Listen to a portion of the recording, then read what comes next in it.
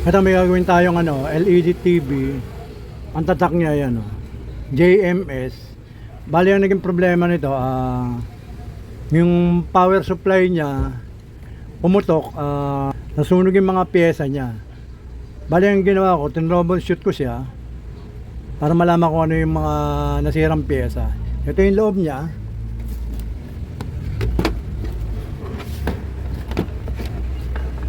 Yan ang loob ng ng LED TV to. Ito yung pinaka board niya.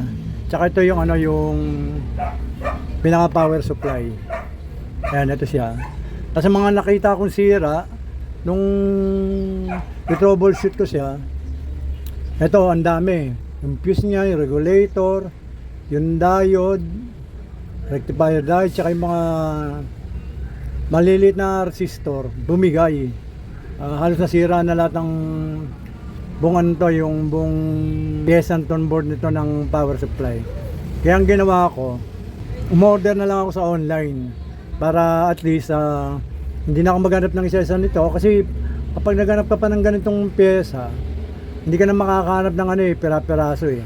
Kaya ang ginawa ko na lang, umorder ako para at least maayos tong itong LED TV to. Bale ito, in-order ko sa online na power supply. Titingnan natin ngayon kung parehas yan. Babaklasin natin to. Tingnan natin kung kung gagana tong itong in-order natin.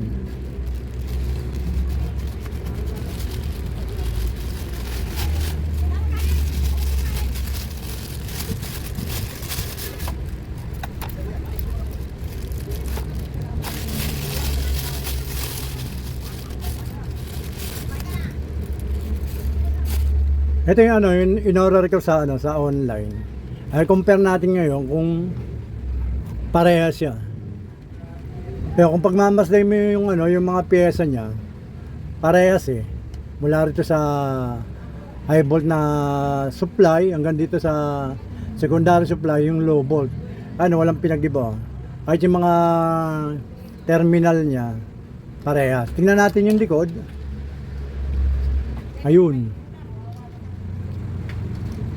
Parehas din ng ng pyesa, walang pinag-iba. Kaya itong power supply na to, ito yung ilalagay natin. Tapos ito yung nasira na. Yan. May kasama na siyang plastic insulator sa sa ilalim. Ito, tinanggal ko na. Ito yung dati niyang plastic insulator nangitim na yun dito sa lakas ng pagkakaputok. Bali ito ang ilalagay natin na power supply.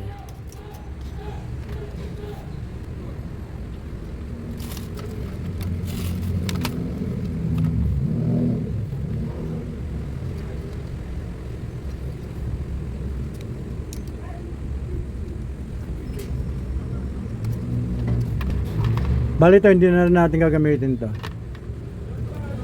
Itong original lang gagamitin ng nating wiring. Yung nakarugtong dito.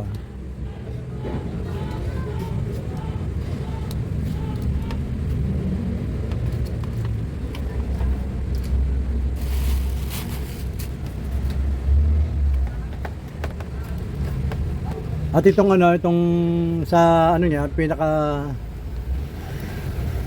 backlight niya, yung wire ng backlight niya, ito ilalagay din natin. Dito siya nakalagay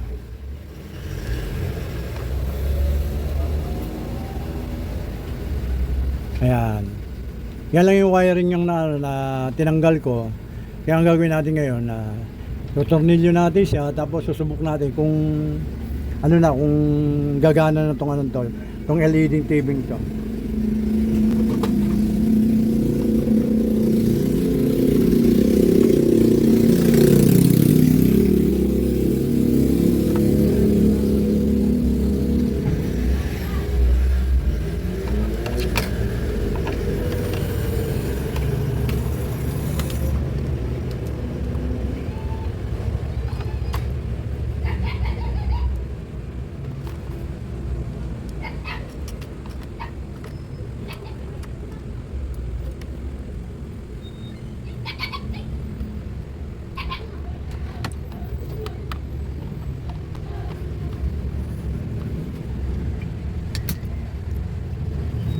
Yan, naisalpak na natin yung ano yung power supply.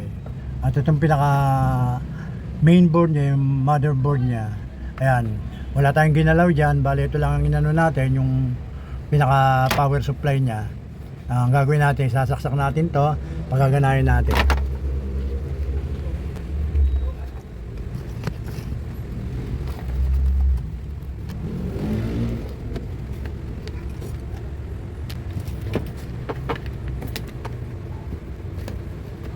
Ito yung cordon niya. Tapos ito yung ano, mga pindutan niya. Yan.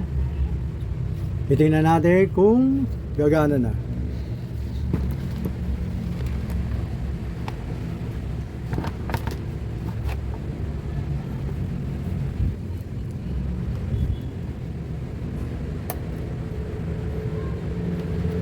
Yan, sinaksak ko na. Pinutin natin ang on. Yan.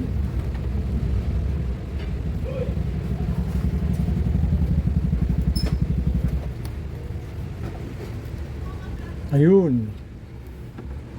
Nagkaroon na siya ng supply, oh. Nagkaroon na ng ano, ng ilaw yung pinaka mirror niya. Gumana na, nagkaroon na. Ayan, lumiwanag na. Yan, okay na po yung ano, yung tubing to. Bali ang pinalitan natin ng ano, ng buo, itong ano, itong pinaka power supply niya, isang board. Kasi halos lahat sinira niya na eh. Kaya obligado ng palitan para mas maganda. Bago lahat ang pyesa. Kaya sige po, maraming salamat sa panonood. Basta watch, share, and subscribe lang kayo sa ginagawa ko para at least lahat ay nasusubaybayan niya. Sige po, maraming salamat.